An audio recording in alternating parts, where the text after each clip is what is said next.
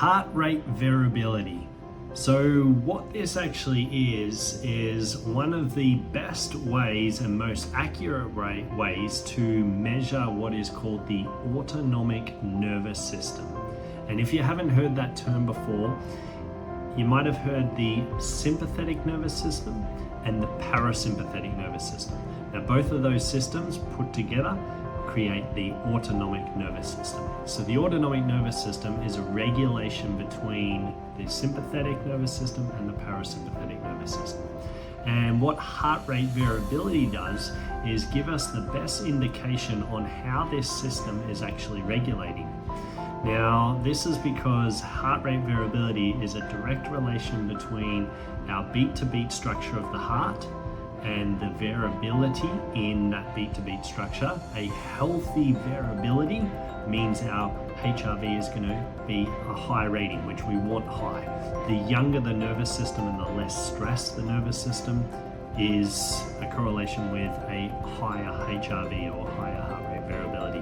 The older the nervous system, meaning the older the individual, and or the more stressed they are, the lower HRV rate reading.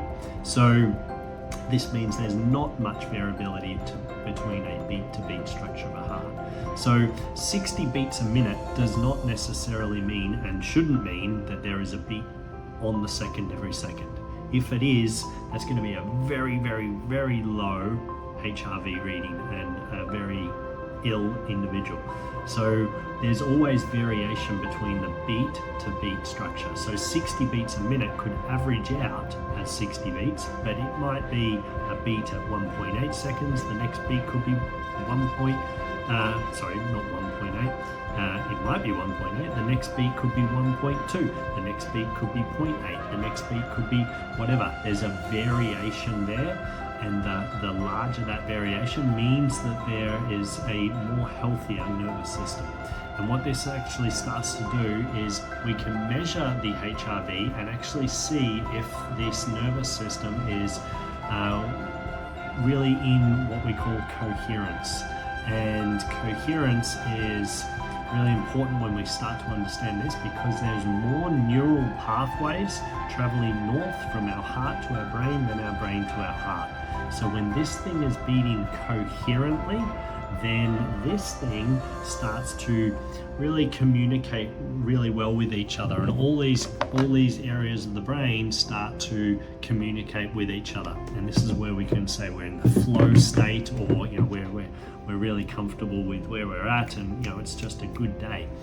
When we are incoherent, then our HRV reading will be low, and all those compartments of the brain stop communicating with each other. Not entirely, or we'd fall over, but it's kind of compartmentalizing the brain. And this is why in stress we can go, I can't think straight. Am I coming or going?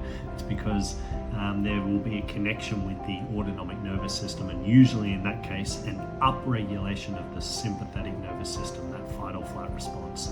So the best way to start to manage our HRV is through breath work.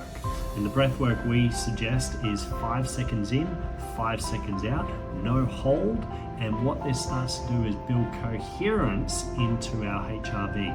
And if we practice this over and over, we're actually training our nervous system to have more of a buffer there, and it's actually going to allow us to feel less stressed, more focused, more attentive. Memory will improve, sleep will improve, emotional regulation will improve. All those things will naturally be a side effect because there's balance or coherence in that ANS.